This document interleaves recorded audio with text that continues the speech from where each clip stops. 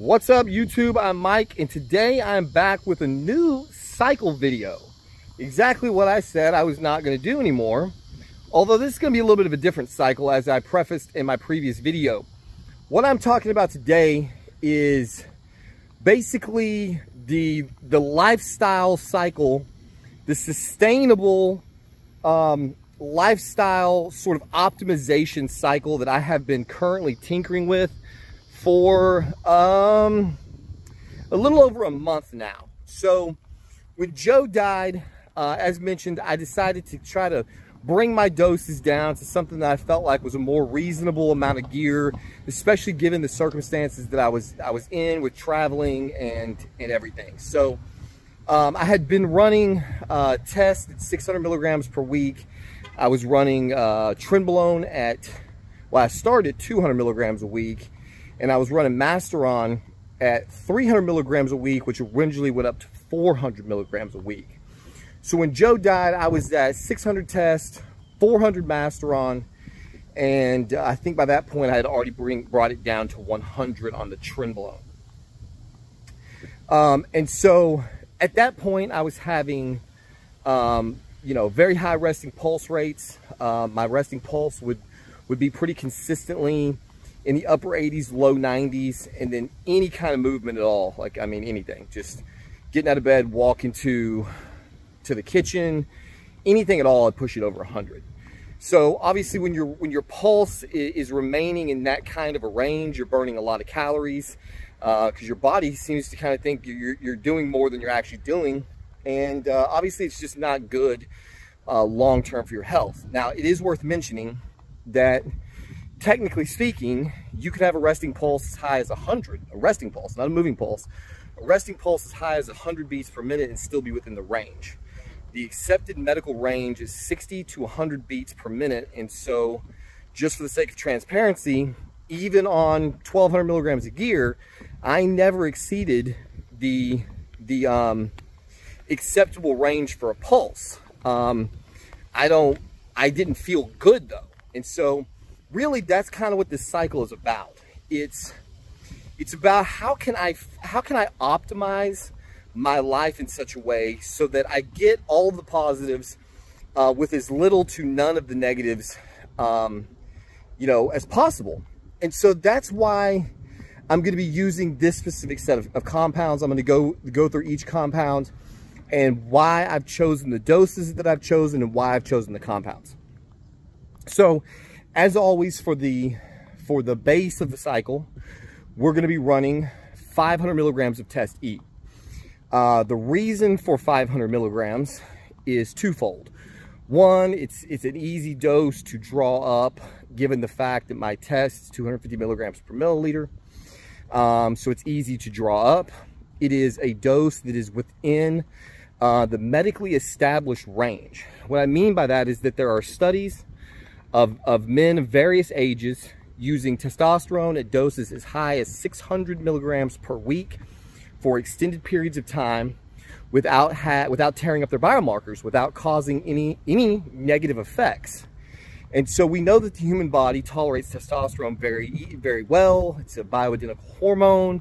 The body sees it, it knows what to do with it. And once you get stable on a dose, you really don't even know you're taking it, to be honest. It's one of the things I get from a lot of guys who are doing their first cycle, and they're going to use some tests, and they're kind of geared up about, man, you know, when am I going to feel it?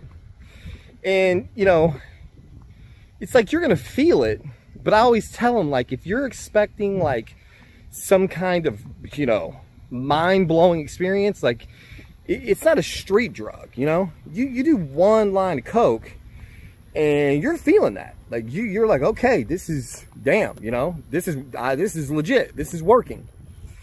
You could take a lot of tests, man, and it really just doesn't alter you that way. It's not psychoactive, really. I mean, there's some components to it that can be, but the body just sees it and knows what to do with it, and so it doesn't really cause a lot of problems. The second reason is that, as you well know, I'm very, very sensitive to estrogen. And yes, I know, I get this all the time. It's honestly annoying. I choose to take 2 doses a week.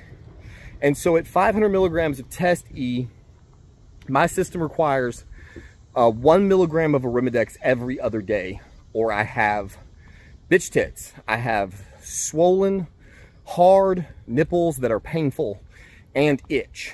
Okay, and this is not bro science, guys. I don't give a shit what your body does. I have tested my blood work multiple times with multiple brands of gear, including pharma grade gear. 3 milligrams per week is what I take to keep my estrogen in the normal range at 500 milligrams a test. So again, this is a lifestyle cycle. This is a cycle that's meant to be easy to do without a lot of bullshit. And so taking an Arimidex every other day is very easy for me to keep track of. So we're going to do 500 milligrams of Test E per week, broken into 250 milligram doses, spaced out 3.5 days apart. For those of you who are a little slow on the uptake, that means to get 3.5 days apart, I do 1 shot at night and the following shot in the morning. That's how we get to 3.5 days. On the calendar, it actually looks like 4 days, but because you do 1 at night, 1 in the morning, you get to 3.5 days. I am a strong proponent of keeping your levels at your hormones as stable as possible. Now, I know there's gonna be that guy in the comment section right now who's gonna be like, well, why don't you just inject it every day, bro? If you fucking inject the test every day, you won't need the Arimidex. Okay, cool. Yeah, that's great. I already hate injecting gear because I've got scar tissue all over the fucking place and all my favorite spots to inject. And so I do a lot of sub-Q injections, moving things around, trying not to hit that scar tissue.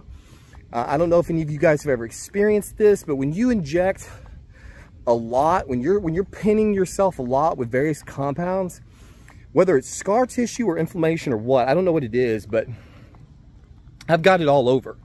So if I go into my delts, if I go into my butt cheek, now I've even got it in my pecs. It takes a while for the body to fully absorb or get normal again after a bunch of shots, and the skin in there feels kind of thick. And I've even had it feel like if I go into a new place that I've never pinned before, the needle just goes right in like it's going into butter. It just slips in. You don't even know it. There's no experience of it at all. You feel that little prick externally, and then it's just in there. When I go into a place that I've been pinning a lot, there's like resistance to the needle, and when it starts sliding into the skin, it feels like it's going through some kind of sludge or like thick substance. And when you pull the needle out, rather than feeling no resistance, like the needle just slips right back out, it can almost feel like it's the tissue's like grabbing at the needle. It doesn't move in and out of the skin smoothly, and it can take months for that to go away. And this is using 29 gauge insulin pens. I'm not even hitting myself with these 25 gauge harpoons that some of you guys are using. So I'm not injecting every day. Fuck that. There's no part of me that wants to inject every day. Not to mention the cost of the needles and just the every fucking day beating. I don't want to do that. So if you guys like injecting every day and that helps you keep your estrogen better in control, good for you, okay? But you can mention it in the comments until you're blue in the face. I'm not fucking injecting every day. So that being said, 500 milligrams of Test E and 1 milligram of Arimidex every other day, that's going to be the base. Now, the test is going to help me maintain all of the normal physiological functions times 5. This is way more tests than my body needs, and going uphill, so I'm losing breath. It's hot today, guys. It's over 100. I'm walking around here in the heat. So, but aside from, the test supporting a lot of body functions, it doesn't really do a whole lot extra, It doesn't give you any kind of good aesthetic, really. It kind of makes your muscles feel full. Obviously, you're going to have added strength. It's going to support libido, but it's just kind of like, it's like rice, It's It's like you have a meal and you got some steak with some sauce on it, and that's what you're excited about, and the rice is just what you have to have in there to support your carbs. It's not doing anything exciting for you. That's kind of how the test is. It's just there. So we've got test at 500 milligrams. Now what we need, or what I want, is I want a compound that's going to give me the most bang for my buck. And here's what I want. I want a compound that's going to give me a great aesthetic, okay? It's going to make me look hard and vascular. It's going to give me that aggression that I want in the gym that you don't really get from test. Like, test is going to up your aggression some, but it's not going to turn you into an animal, okay? It's going to be a very mild difference from whatever your normal personality type is. Now, it's going to make you a little bit hornier, but it's not going to, again, nothing about test is life altering. So if I want a drug that's going to make me have a great aesthetic, be very dry, hard, vascular, peeled, there's a couple of things that come to mind. We could use something like a Masteron. We could use a Primo. We could use a Winstrol. We could use an Anavar.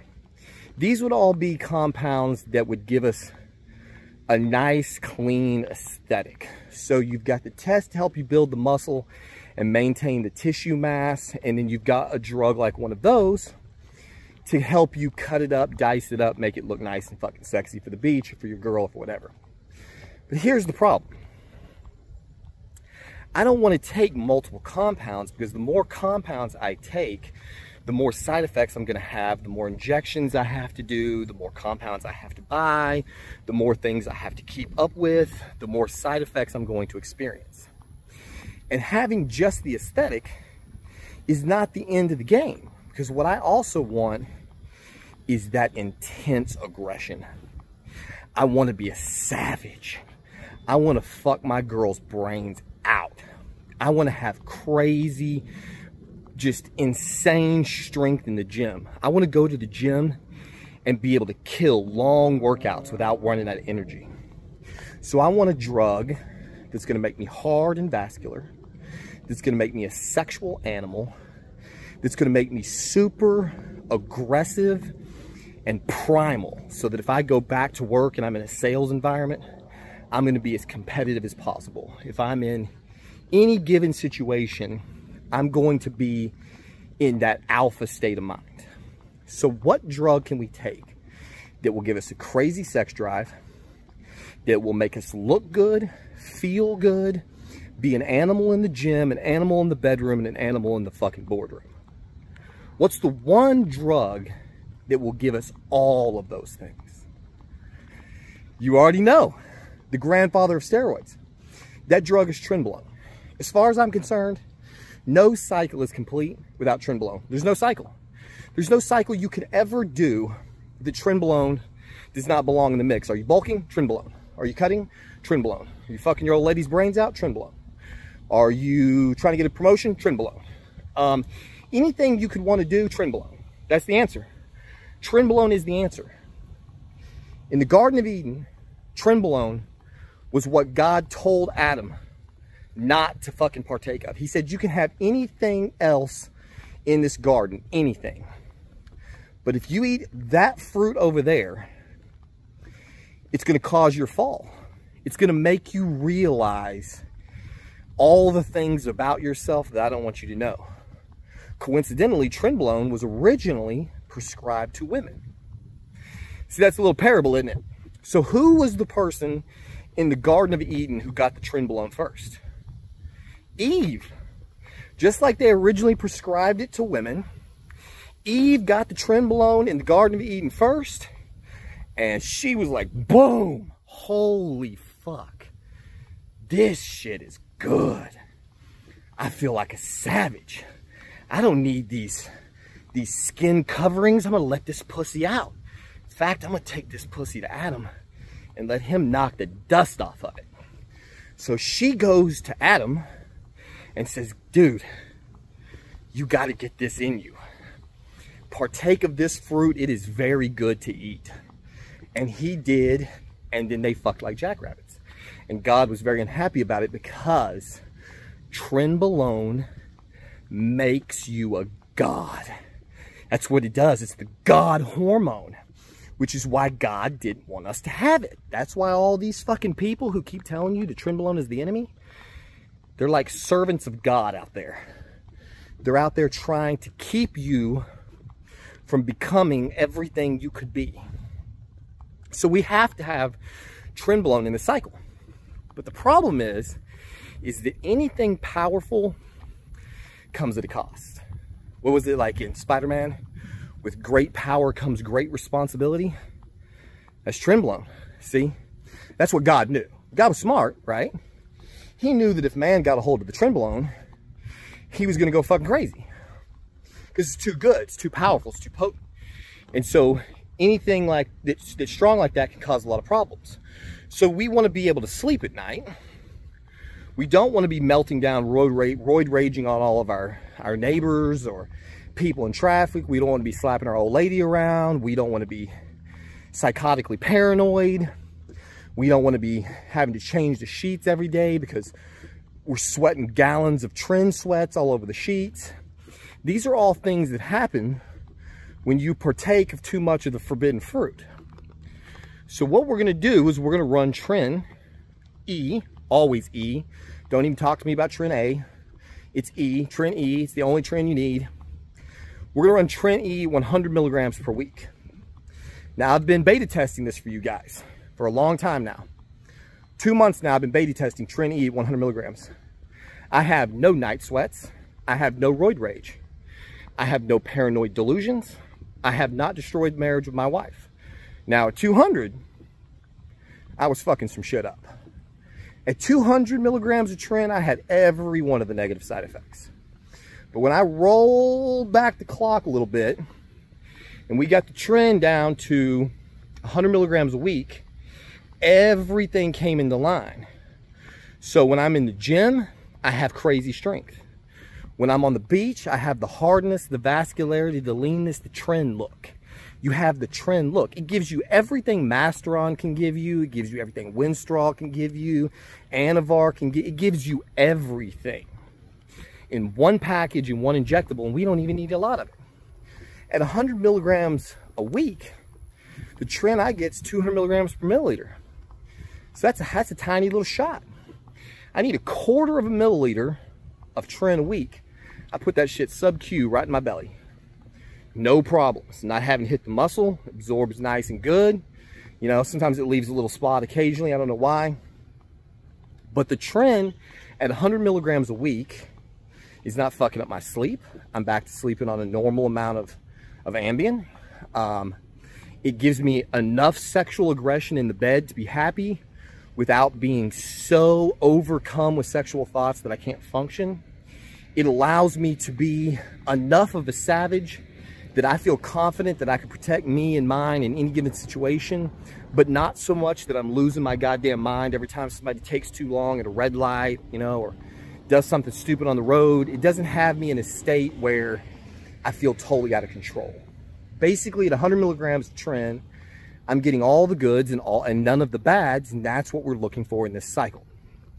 So we've got Test E 500 milligrams a week, Tren E 100 milligrams a week, and we have a little problem though that the Tren causes, especially in me.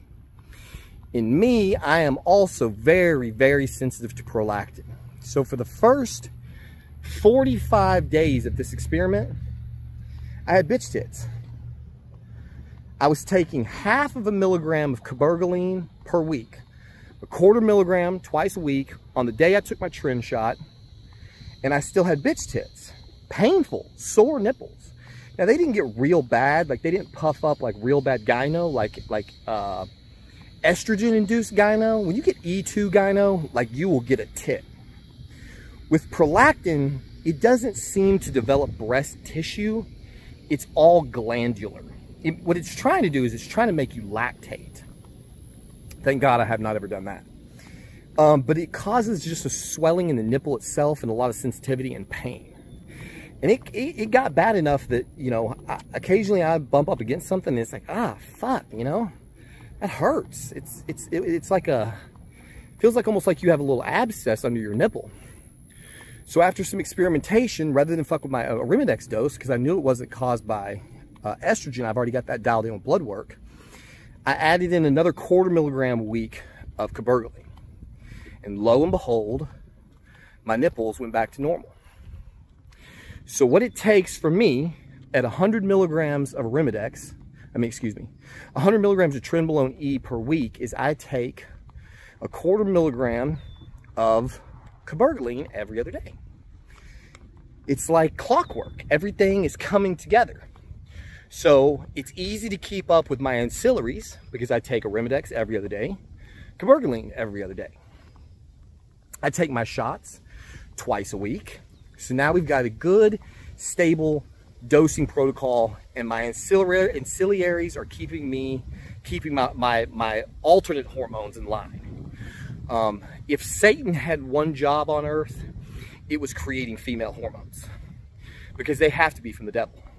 There's nothing good about them. They just cause nothing but fucking problems. It's absolutely miserable. But you have to have them. That's the problem. Your E2 drops too low, and you will absolutely not give two fucks about pussy. None. If I crush my estrogen, I don't even want to touch my wife.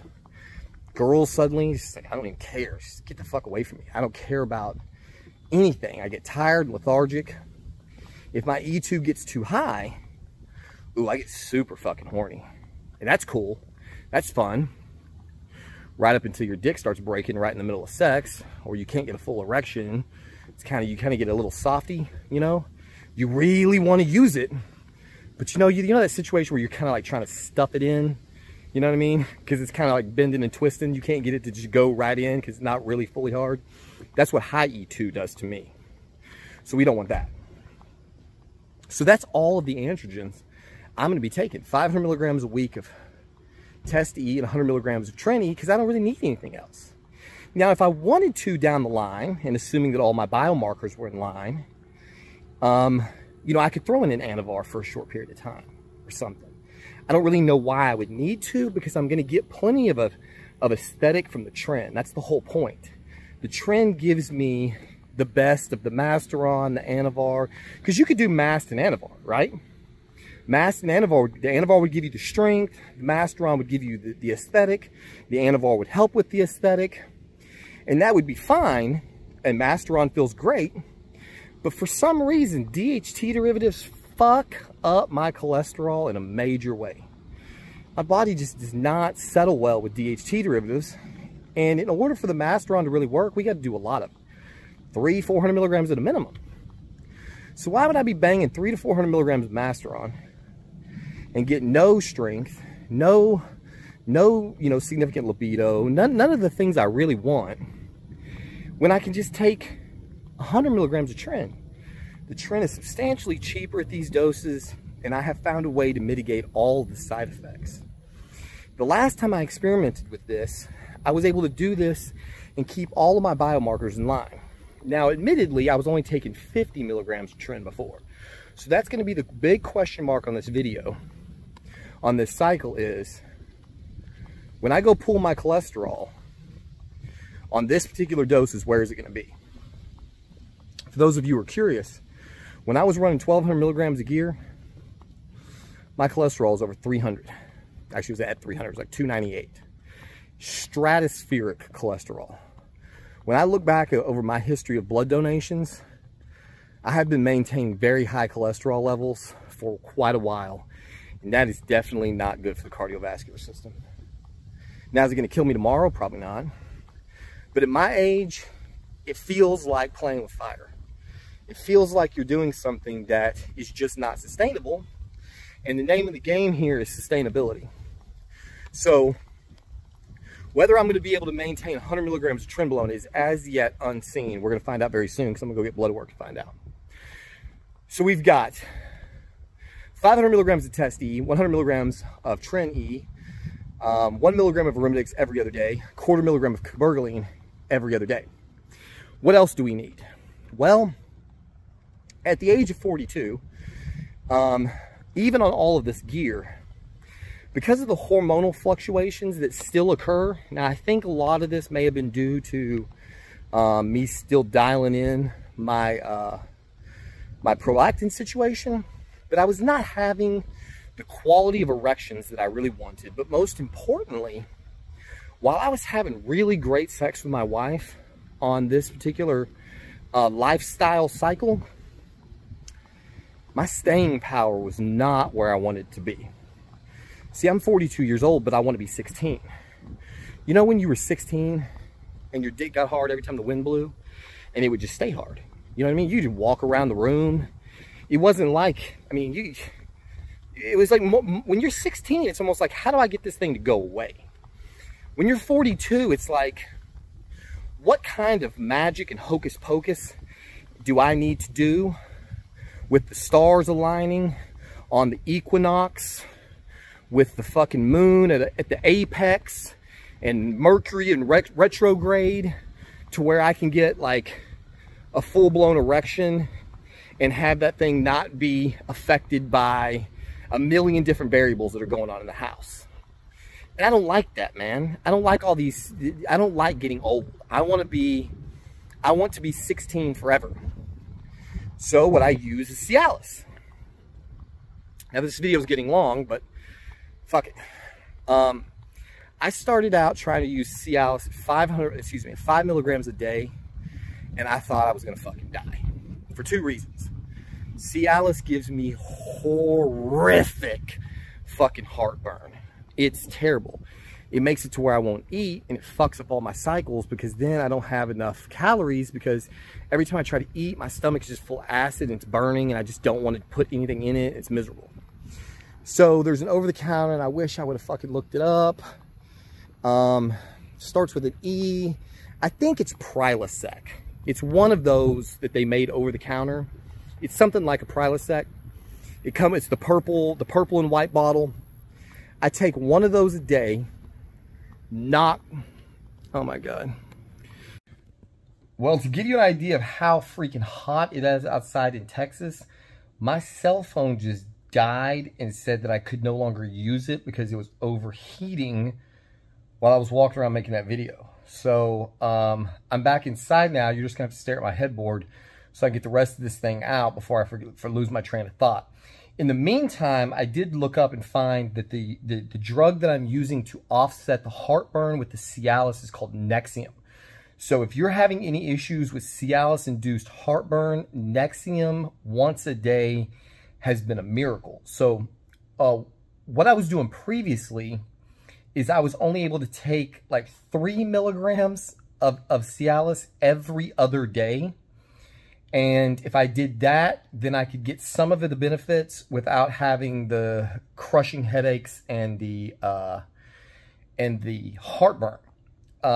So now that I started taking the Nexium, I'm taking 5 milligrams of Cialis per day.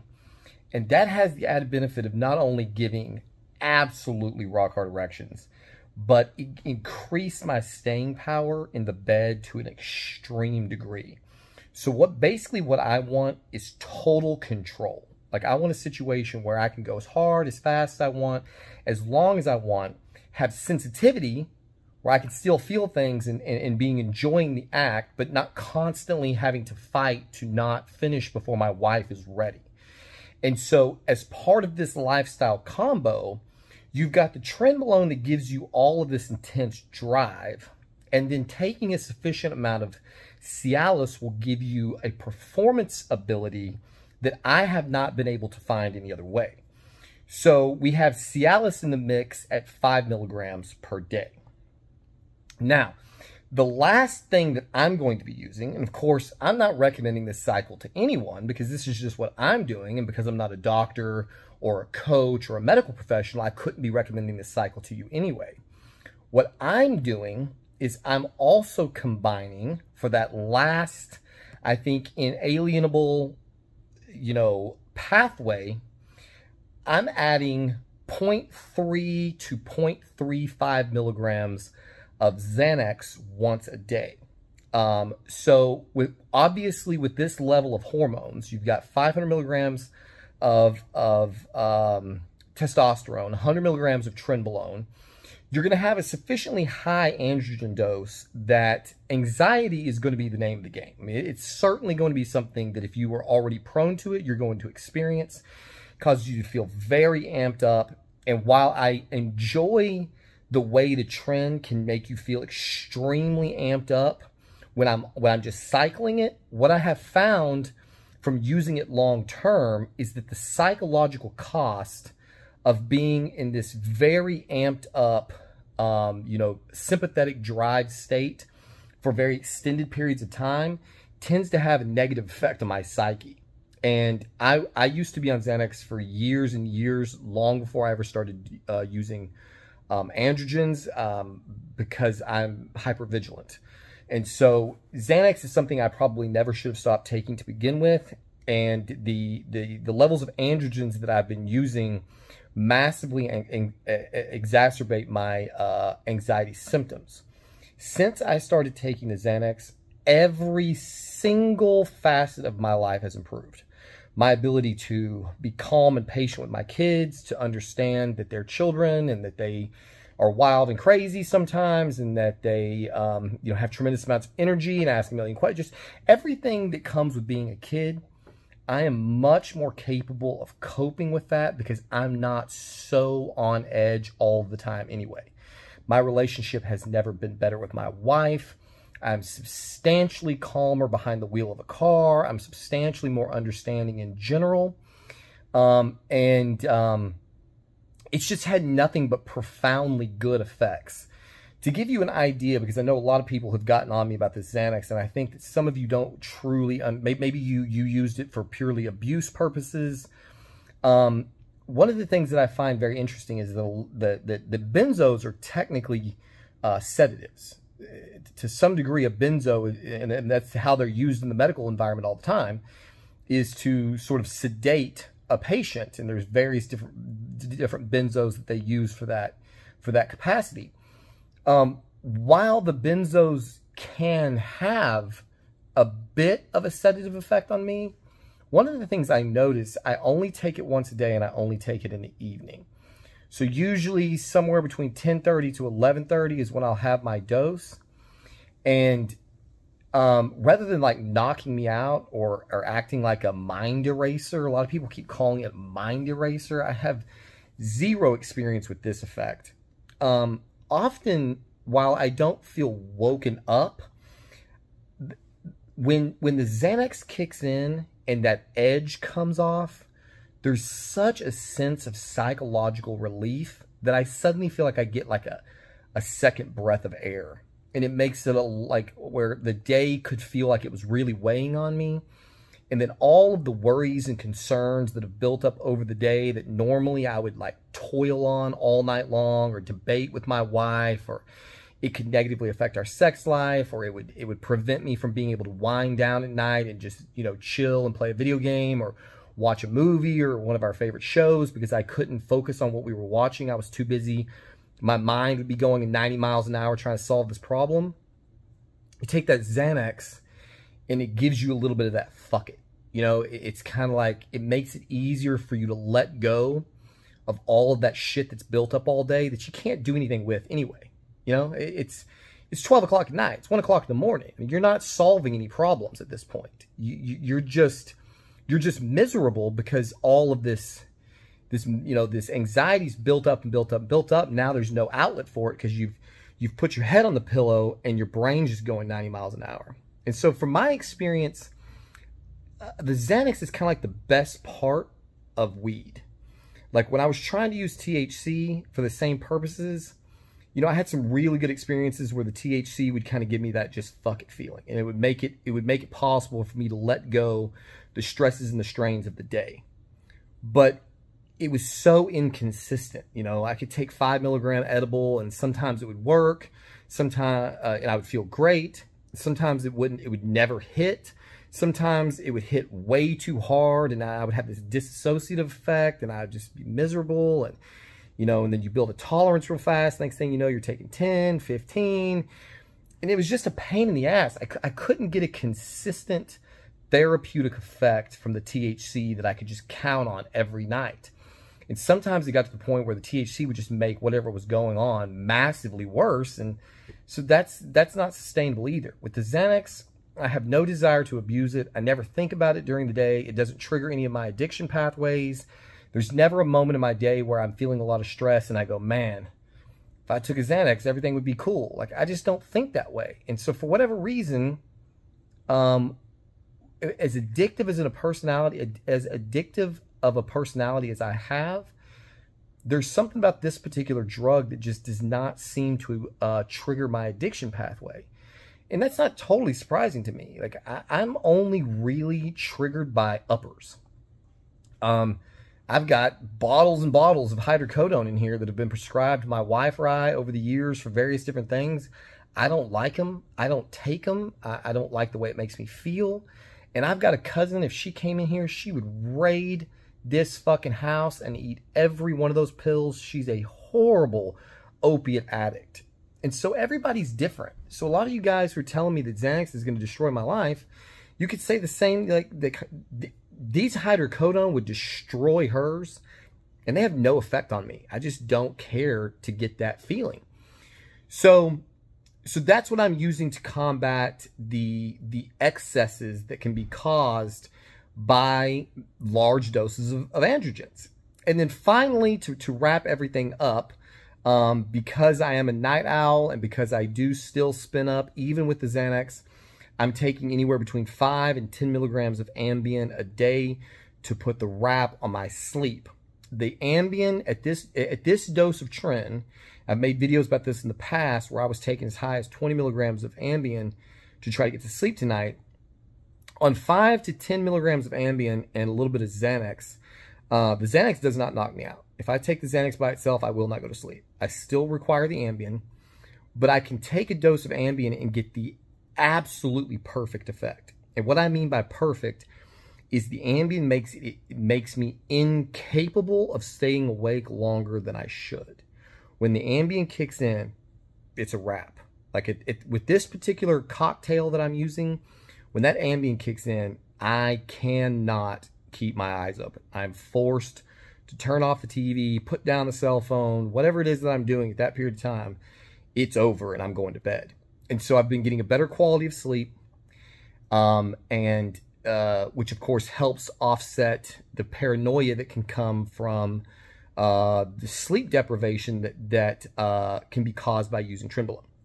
So there you have it. I know this has been a very long video. I'm sure I'm going to have more follow-ups. I'm sure there's going to be a lot of questions. I will try to answer those questions within reason, with the understanding that this is just what I'm doing and I'm not advising anyone one way or the other.